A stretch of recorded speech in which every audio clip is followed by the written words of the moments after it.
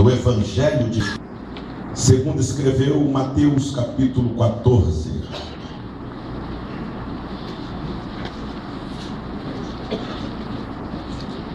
Mateus capítulo 14, versículo de número 22. Glória a Deus. Mateus 14, verso 22. Acharam?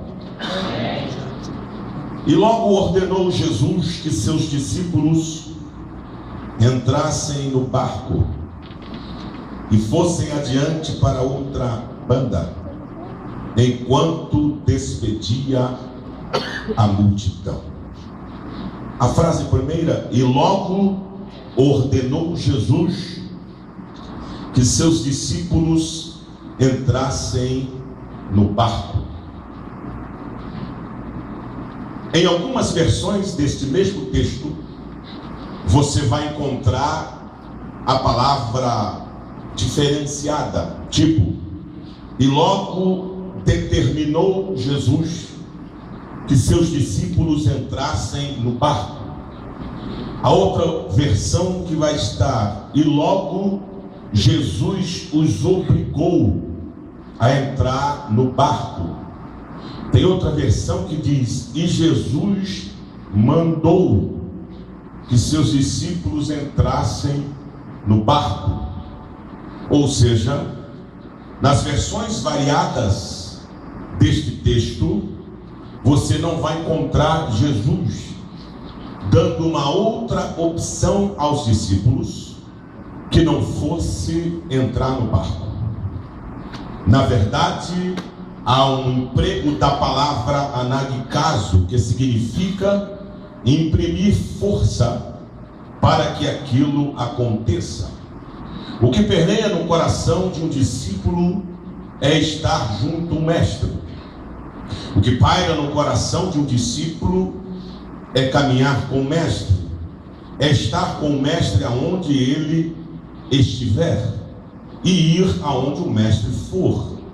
Se você ler os evangelhos Mateus, Marcos, Lucas e João, você vai encontrar algumas vezes os discípulos brigando, discutindo para poder estar perto do mestre, ocupando um lugar perto do mestre, porque está no coração do discípulo ficar junto do mestre. Então Jesus jamais iria pedir aos discípulos para eles entrarem no barco, nem tampouco dialogar ou tentar convencê-los. Aqui você entende a imperatividade da frase: entrem no barco, eu estou mandando. Aleluia. Jesus então não pediu, ele determinou, ele obrigou os discípulos a entrarem no barco. Se Jesus pergunta se eles querem ou queriam entrar, eles com certeza responderiam: não, queremos ficar contigo, só entraremos se o Senhor entrar também. Como Jesus não iria entrar no barco naquele momento, então Jesus obrigou os discípulos a entrarem no barco. Existem algumas áreas da nossa vida que o escolhido não tem escolha. Ou seja, existem algumas áreas da nossa vida que nós não temos escolha, não há outra opção a não ser obedecer. Você não está nesse barco porque quer. Você não está nesse barco por opção ou escolha. Você está nesse barco porque Jesus mandou. E você, que não é bobo nem nada, obedeceu. Porque a Bíblia diz que é melhor obedecer do que sacrificar. Este barco que você está, Jesus te obrigou a entrar nele. Pode adorar, porque não tem outra opção. Ele mandou você entrar. O texto sagrado diz que Jesus manda os discípulos entrarem no barco e determina: vão para a outra banda, do outro lado do lago. E os discípulos remaram em direção ao outro lado. E o texto diz que Jesus ficou na praia despedindo a multidão enquanto eles navegavam. Depois de despedir a multidão, Jesus sobe ao monte para orar. E enquanto isso, os discípulos estão navegando. Aí o texto diz assim: e navegando os discípulos, e quando estavam no meio do mar, soprou-lhes um vento contrário, furada que eles entraram. O texto diz que o vento soprou contrário contra a embarcação de pessoas que obedeceram. Eu já vi vento soprar na embarcação de desobedientes. Agora, vento soprar na embarcação de obedientes é para acabar. Mas por que, pastor? A Bíblia está nos dizendo que nem só pelo fato de sermos obedientes não enfrentaremos ventos contrários. Agora, a diferença do vento contrário na embarcação de desobediente para o vento contrário na embarcação de obediente é fácil. Na do desobediente o barco vai afundar, mas na embarcação do obediente fica tranquilo. O pau vai quebrar, mas o barco não vai afundar. Bendito seja o Deus Todo-Poderoso. Agora, analisando bem o texto, a gente precisa compreender. O meteorologista, ele trabalha estudando as reações do tempo. Daí eles estudam a umidade do ar, eles estudam a origem do vento, a força do vento, a formação da nuvem, a temperatura. E depois que eles estudam todas essas reações do tempo, eles calculam e pelas pesquisas chegam a um denominador comum. Chegando à conclusão, eles emitem uma previsão. E por isso que nós temos nos jornais previsão do tempo. O que é previsão? Eles imaginam que aquilo vai acontecer mediante a tese que estudaram, baseado nas suas pesquisas e estudos. 80% às vezes acerta, 20% às vezes passa raspando, mas na maioria das vezes a meteorologia, o serviço de meteorologia acerta, porque eles emitem uma previsão. Agora, Jesus não é meteorologista. Jesus não tem previsão do tempo. Jesus domina o tempo. Logo então, quando Cristo manda os discípulos entrarem no barco, aquele vento já estava na programação. Ele não emitiu previsão. O Cristo é onisciente, sabe todas as coisas. É onipresente, está presente em todos os lugares ao mesmo tempo. É onipotente, pode todas as coisas. Quando ele mandou os discípulos atravessarem para o outro lado, o vento estava na programação. Mas ele não avisou, pastor? Claro que não, porque quem tem domínio não precisa avisar. Só avisa quem não tem domínio. Vai soprar, se cuida, vai chover, vai para dentro de casa, vai soprar o vento. Mas quem tem domínio tem controle da situação. Quando ele disse, vai para o outro lado, eu estou mandando, ele está dizendo, está garantida a vossa travessia. Ainda que venha vento, ainda que sopre e o mar se revolte, eu tenho domínio sobre todas as coisas. Eu acho interessante o domínio de Deus sobre todas as coisas. Eu gosto de Êxodo capítulo 13 e o versículo de número 17, está escrito assim: e aconteceu que quando o faraó deixou ir o povo, porque o povo não fugiu, o povo de Deus não foge, ele deixou o povo ir. Está escrito, Deus não os levou pelo caminho da terra dos filisteus. Aí detalhe, que era o mais perto. Mas disse Deus, por aqui eu não vou levá-los porque tem guerra. E esse povo vendo a guerra vai querer voltar, porque é tudo escravo. Escravo não luta. Escravo não tem aptidão para a batalha. Eu vou ter que formar guerreiros. Para que eles não queiram voltar para o Egito, Deus fez rodear o povo pelo caminho do deserto, do Mar Vermelho. Capítulo 14 do Êxodo, verso 1 está escrito: e falou o Senhor Deus a Moisés, dá a volta com o povo pelo caminho do Mar Vermelho, vai para Pi-Hairote e Migdol, e diante de Baal-Zephon, de frente do mar, você assenta o acampamento de Israel. Continua Deus dizendo: Porque quando o faraó vê vocês neste lugar que eu estou mandando vocês irem, faraó dirá: Israel está encurralado, porque eu conheço o território, eu tenho um mapa, e eles estão embaraçados, vai ser presa fácil, vou trazê-los de volta. Aí disse Deus: então eu glorificarei o meu nome em faraó. Faraó tem um mapa do território, mas quem tem o mapa não tem a saída. Quem tem o mapa só conhece o território. Quem tem a saída é quem fez o território. O mapa parte do princípio de você conhecer o território e desenhar. Agora, quem tem a saída é quem fez o território. Deus estava dizendo: vai para lá e acampe. Eu não quero vocês esperados, eu quero vocês acampados. O inimigo pode até ter o mapa da tua trajetória e da minha, mas não tem a saída. A saída não está desenhada no mapa, está na mão de Deus. A saída está na mão de Deus. Deus está dizendo: vai para o beco sem saída. Pirairote, Migdol, Baal, Zefon e Mar Vermelho é um beco sem saída. Só quem sabe sou eu. O faraó não sabe. Ele dirá: está encurralado, presa fácil. É porque ele está vendo o mapa. Eu não, eu conheço o território. Eu fiz o território. Acredite.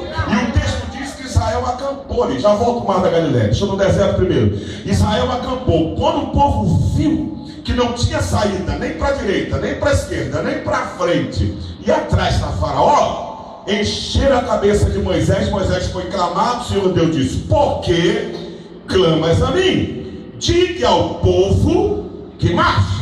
A palavra marcha aqui não é de ordem unida, de pelotão em forma e marchando.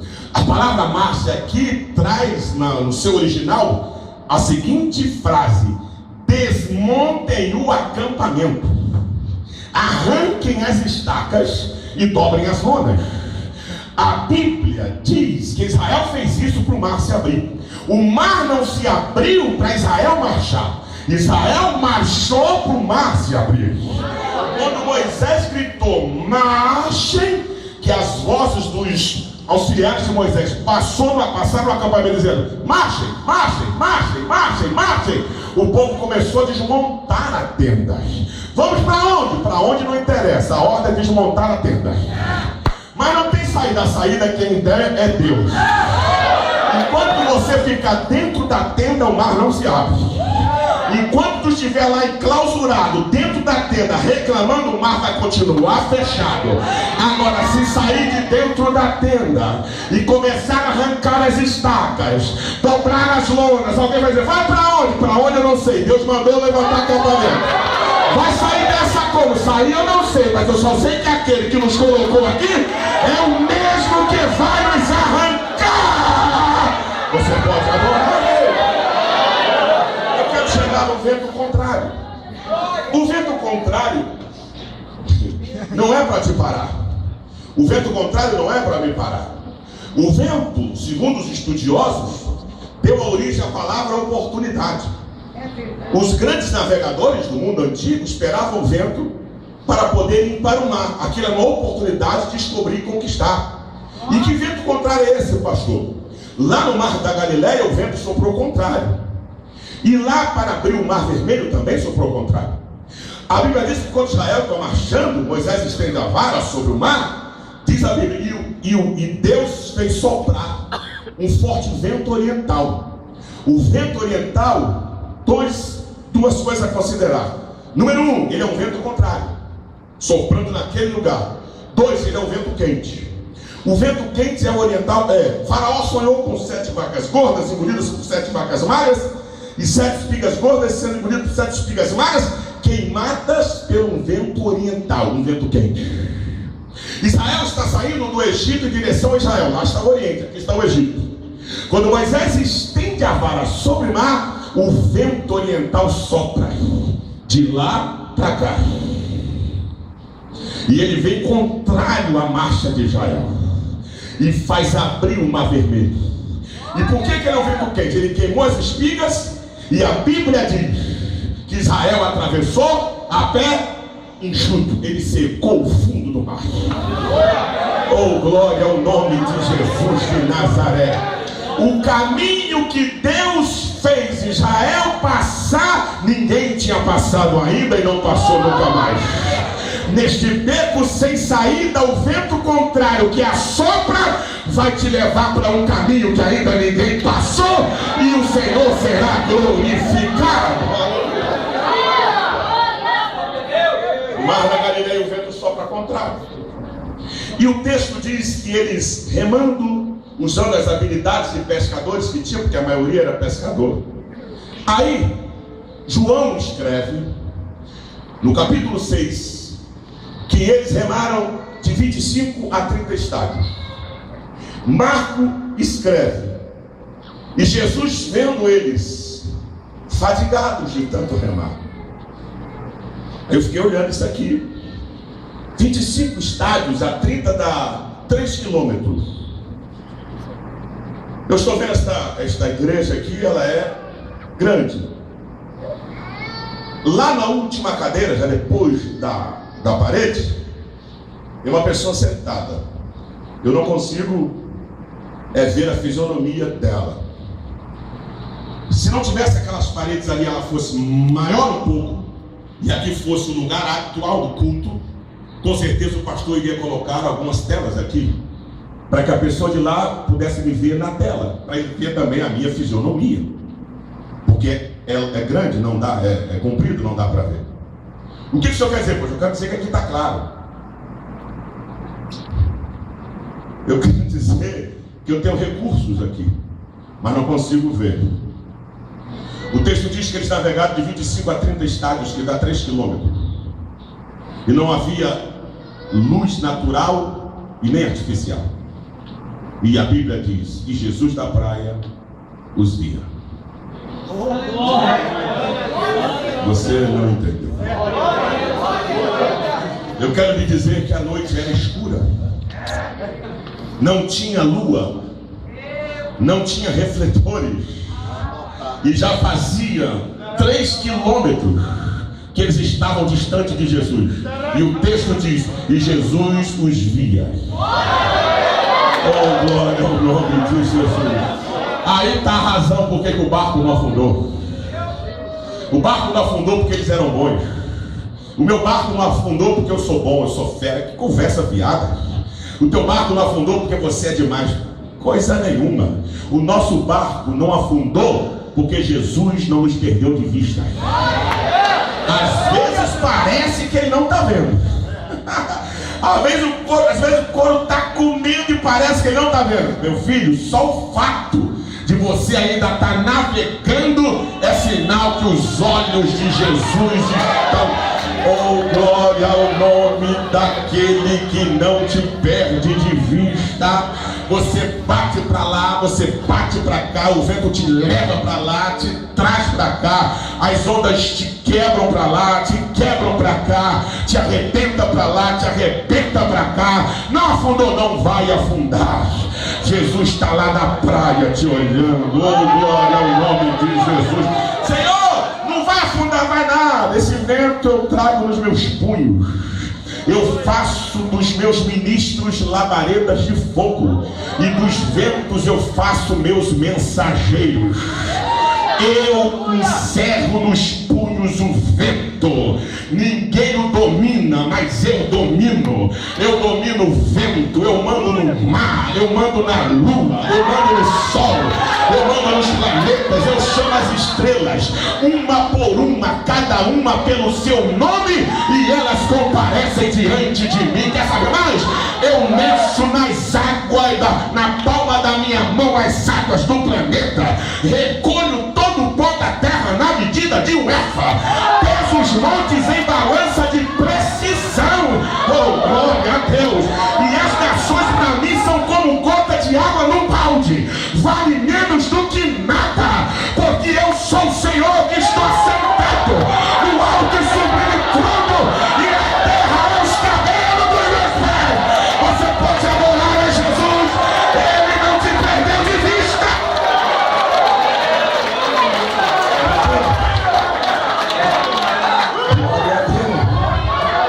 Glória a Deus. Oh, glória a Deus. Oh, glória a Deus. Oh, glória a Deus.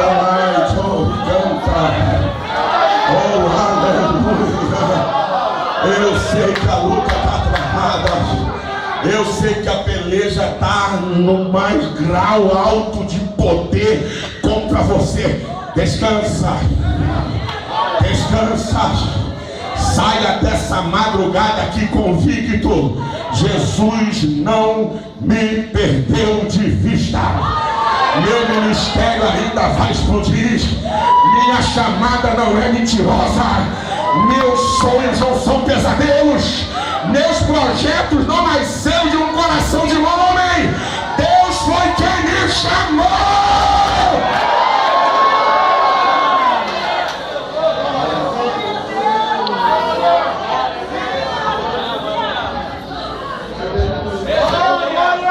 Eles entraram no barco à tarde. Eles entraram no barco à tarde. E Jesus só foi até eles de madrugada. Judiou, né? Judiou. Judiou. Pau quebrando lá, ele. O senhor está tranquilo, Jesus? Estou. Eu estou porque o vento não me desobedece. A força dele foi calculada por mim. Sopra nesta força. Todas as ondas que estão batendo naquele barco, eu determinei a altura. Nada passa do limite que eu impus. Mas eu vou até eles. E quando foi de madrugada, ele resolveu ir. Para atravessar o mar, ou de embarcação, ou a nado. A nado tem que ter alguém do lado de um barco para poder dar um socorro. Isso é uma maneira natural. E de barco também é natural. E o Cristo foi de maneira sobrenatural. Ele nunca tinha andado sobre as águas. Andou aquela madrugada. Olha como o vento contrário à oportunidade.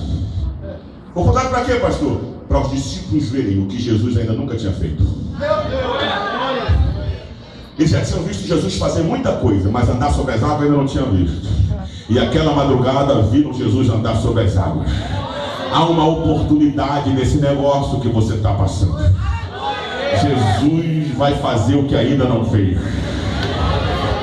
Você está pensando que você conhece Deus? Eu conheço Deus na sua totalidade. Conhece, não. Deus não é uma matéria que a gente estuda e depois responde um questionário de múltiplas escolhas. E depois recebe o canudo. Parabéns, tirou nota 9. Parabéns, tirou nota 8. Ou parabéns, nota 10. Você está formado em Deus.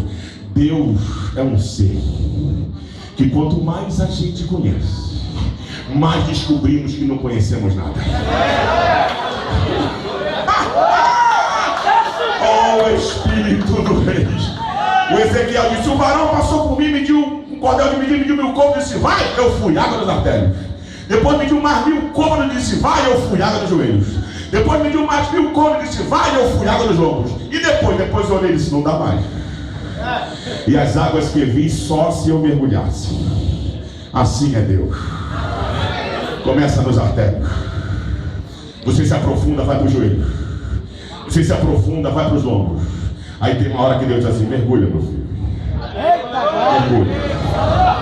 Aí você vai de cabeça. Deus, o Senhor é tudo isso e muito mais. Mergulha mais. Deus, o Senhor é tudo isso. Mais um pouquinho, mergulha mais. Aí o Moisés chega no Sinai e diz assim: só saio daqui depois que eu ver tua cara. Eu falo: isso não presta. Dá certo não. Não tenho que ver. Dá certo não. Não tem ninguém que vê e viva. Morre. Mas eu quero. Eu falo: rapaz, como eu gosto muito de você, eu vou dar uma colher de chá. Vai me ver as costas. Tá bom. Tá vendo aquela perna? Enfia a cara na fenda. Vou passar por ti e vou cobrir com a minha mão. Eu nunca vi alguém cobrir com a mão e passar. É porque a coordenação motora de Deus não é a minha. A minha é limitada, a sua é. E Deus cobriu com a mão e passou. Quando passou, disse: vou tirar e tu me vê. Tá bom. Aí Jeová tirou e disse: vem! Foi. Quando ele bateu os olhos nas costas, ficou doido. Deus poderoso. Deus longânimo. Deus grandioso. Deus imensurável. Deus infinito. Deus tão terrível. O que é que foi, Moisés? Só porque viu as costas, está assim, imagina se visse o rosto. Oh, unção de Deus não tem frente, não tem costas. Onde você tocar é Deus. Recebe nesta madrugada, recebe. Jesus foi no sobrenatural por cima das águas. E o texto diz que ele alcançou os discípulos. Os discípulos saíram na frente de maneira natural. Ele saiu depois de maneira sobrenatural. E alcançou. Por quê? Porque o natural não vence o sobrenatural. O sobrenatural está acima do natural. Oh, glória a Deus. O Elias disse para o moço, depois que caiu o fogo do céu: sobe lá para a beira do mar e vê o que você está vendo. Dá uma olhadinha lá para o Mediterrâneo. Aí o moço subiu, voltou, não fez nada. Volta 7 vezes. Foi. E agora? Fez uma nuvem do tamanho da mão de um homem. Não era do formato, era do tamanho. Então era pequeno. Quando ele disse: é do tamanho? É. Então diga a Acabe a se mandar, porque a nuvem é pequena, mas está anunciando coisa grande. Eu ouço barulho e ruído de uma grande chuva. Zacarias capítulo 4. Não desprezeis o dia das coisas pequenas. Tem gente que despreza uma coisa pequena e não entende que está anunciando uma coisa grande. A nuvem pode ser pequena, mas quem mandou foi Deus. E Deus é um Deus de coisas grandes. Está vindo a chuva grande aí. A Bíblia diz que o Acabe pegou um carro que não era carroça, pegou um cavalo que não era pangaré, era cavalo de rei, e partiu. O Elias dobrou o joelho, não orou para agradecer, depois partiu atrás. E passou o Acabe. Ganhava qualquer maratona. O Acabe saiu na frente de maneira natural, e o Elias de maneira sobrenatural. Bora, Acabe, tá devagar demais. E o Acabe de carro e cavalo. Por que não venceu? Porque artigo indefinido, confiam em carro. Outros, artigo indefinido, em cavalo. Mas nós faremos menção do nome do Senhor dos Exércitos. E a Bíblia diz que Elias chegou primeiro em Jezreel, que significa lugar que Deus semeia. O lugar que Deus semeia, ninguém vai chegar na tua frente. Se Deus chegou lá e disse: essa semente eu estou semeando para fulano, Beltrano pode partir na frente, com apadrinhamento, com conchavo, com corrupção, com bajulação, puxando brasa para sardinha, paparicando, fazendo um bocado de besteira, não vai chegar na tua frente. Quando ele estiver botando a mão, já vai: sai fora que eu não plantei para você. Se manda. Eu plantei para fulano que já saiu atrás de você, mas vai chegar na frente. Você pode adorar a Jesus de Nazaré. Mas Jesus por cima das águas. E por cima das águas Jesus foi andando. E os discípulos, está na Bíblia aqui. Está na Bíblia. E vendo Jesus andando sobre as águas, pensando que fosse um fantasma, gritaram com medo.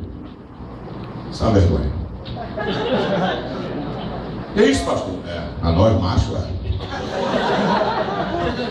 Não tinha uma mulher lá. Os cabras não tiveram medo do vento. Não tiveram medo das ondas, porque a Bíblia diz que eles remaram. Fatigados de tanto remar. Lutaram, porque eles conheciam o mar. Eram pescadores, a maioria. Mas quando vê o vulto, gritam com medo, pensando que fosse um fantasma. Não, irmão, isso é para acabar. Se tivesse uma mulher, eu vi um grito fininho. Foi a mulher que gritou. Mas só homens gritaram com medo, pensando que fosse um fantasma. Existem 2 personagens na Bíblia que apanham muito em algumas passagens. Número 1, a irmã Marta. A irmã Marta apanha, tadinha. Apanha. A casa de Lázaro, aldeia de Betânia, de Marta, era o lugar onde Jesus ia sem ser Filho de Deus, príncipe, cordeiro, rei, esmagador da cabeça. Ele não ia lá como nada disso. Ele ia lá como amigo. Era o lugar que ele falava: eu quero esparecer. Para onde você vai? Vou comer um churrasco com Lázaro. Preciso lá. Porque lá ele era bem tratado. Se tem uma coisa que Jesus detestava, era não ser honrado. Quando ele diz assim: se não te receber, sai fora. Sai fora. Não fica. Sacode a poeira e ó. E quando não honraram ele na própria terra, diz assim: profeta de casa, e odiava quando não honrava. Então lá era o lugar que ele ia. E Marta era aquela que quando Jesus chegava, irmão, para ela acabou tudo. Dava um jeito na casa, ajeitava, ela era pretada. Ele não repreendeu Marta. Se eu disser aqui: eu quero ir para a vida tomar um café na casa de alguém. Mas irmã disse: eu vou levar o pastor lá e sair antes de acabar pedindo e para chegar lá vai fazer pão, não sei mais o que, aquela coisa toda. Aí eu chego lá, a irmã toda enrolada, fazendo um bocado de coisa. Enquanto isso, a outra que podia ajudar, ela estava conversando comigo. Ele só me dá uma força aqui, eu deixo o pastor aí. Pô. Aí eu dou uma olhadinha para a cozinha, eu vejo que ela está fazendo tanta coisa que eu não vou comer nem a metade. Eu digo para ela: minha irmã, para que isso tudo? Basta um café para mim, ralinho, tá bom. Um pão com manteiga. Não precisa fazer isso tudo. Era o que Jesus disse para Marta. Quando ela disse: Maria está aí, eu estou aqui atarefada. Eu disse: Marta, uma coisa é necessária. Para que você está fazendo tudo isso? Eu não posso repreender Maria, porque ela escolheu a melhor parte. Se você fizesse menos coisa, tinha um espaçozinho para você aqui também. Aleluia. Agora vai. O pastor Maquianas, ele faz uma vigília com 20 Martas, mas não faz com 100 Maria. Oh, glória a Deus! Por quê? Porque essa cadeira que você está sentado, quem ajeitou foi Marta. Aleluia. Eu cheguei ali, umas frutinhas lá, um suco. Quem botou lá foi Marta. Se você for usar o banheiro e estiver cheiroso, foi a Marta. Oh, glória a Deus! Aleluia. Ô Maria, eu estou aqui adorando.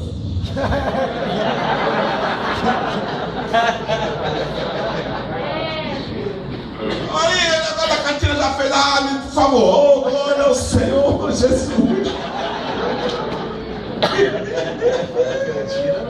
Não me lembro. Que cantina, meu? Eu tô aqui, era mistério hoje. Aí o texto diz: e Jesus amava Marta, sua irmã e Lázaro. Tinha que estar ao contrário, né? E Jesus amava Maria, sua irmã e Lázaro. A Marta vem primeiro. E Jesus amava Marta. Glória a Deus. As Marias são desprezadas? Não. Eu só estou querendo lhe dizer que você pode trabalhar e o homem não te vê, mas o dono da obra está te olhando. Oh, glória a Deus. A melhor parte é adorar, mas quem faz a pior? Foi o Cristo que qualificou, não fui eu não. Maria escolheu a melhor parte. E a pior? A pior Marta foi fazer. Ela na frente disse que Jesus amava quem estava fazendo a pior parte. Oh, glória ao nome de Jesus. Oh, glória. Depois que eu entendi isso, nunca mais dei uma pancadinha na Marta.